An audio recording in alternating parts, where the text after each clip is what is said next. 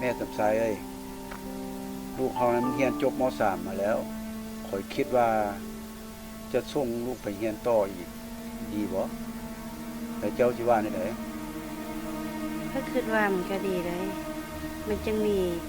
อนาคตที่ดีและมีความรู้เพื่อมาพัฒนาบ้านเฮา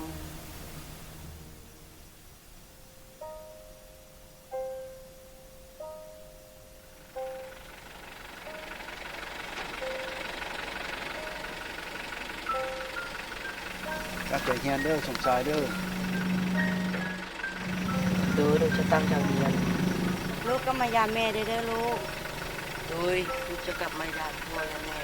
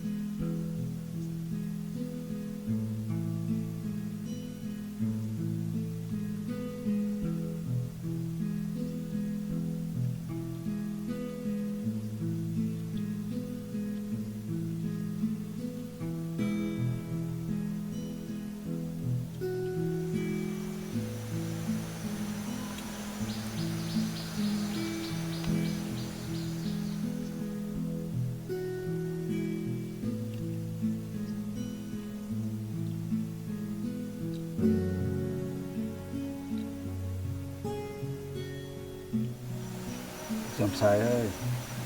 ลูกของไปเด้อบ่ได้รับข่าวเลย คือก็เป็นห่วงลูกเฮาหลายเพราะว่า2 ปีนี้บ่เห็นหน้าลูกมายามจักเทื่อแต่ก็ตามก็คิดว่าได้ลูกนี่เฮาลูกของเฮานี่ยังสบายดีคือเก่า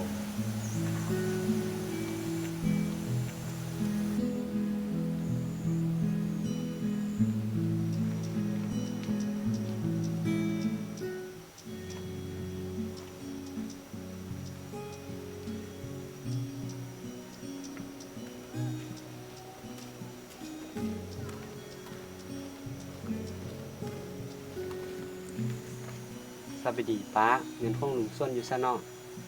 ค่อยเป็นเมียของเพิ่นจะมีเวียยังบ่มีจดหมายจากสมสายส่งมาจากตัวเมือง ค่อยเป็นแม่ของสมสายขอบใจหลายเด้อบ่เป็นหยังกลับเพิ่นเด้อป้าโชคดี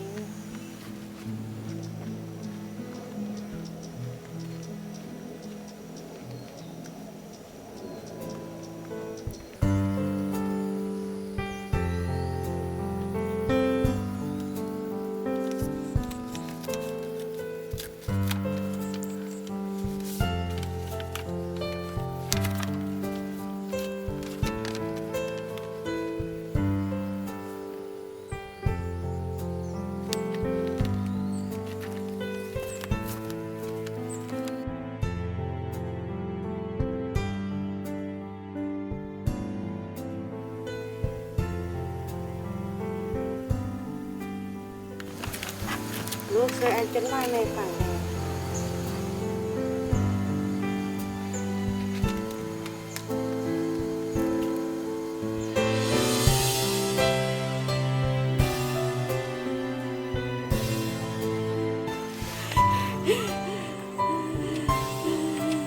เป็นยังพวกเจ้าทั้งสองจึงมาร้องไห้แบบนี้มีเรื่องยังเกิดขึ้นบ่หรือว่าเป็นย้อนจดหมายฉบับนี้บ่เคยเข้าอ่านมึงดู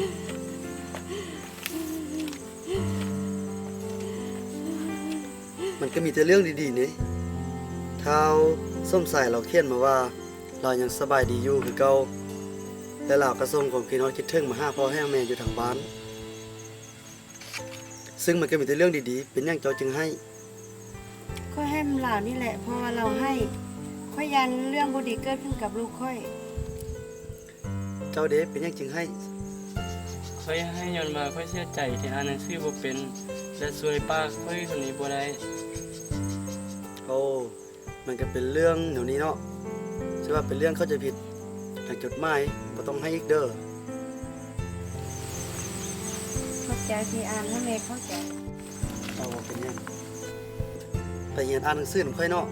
เพื่อว่าครั้งหน้าเจ้าจะอ่านได้ ค่อยขอบใจเด้อที่ให้โอกาสค่อยได้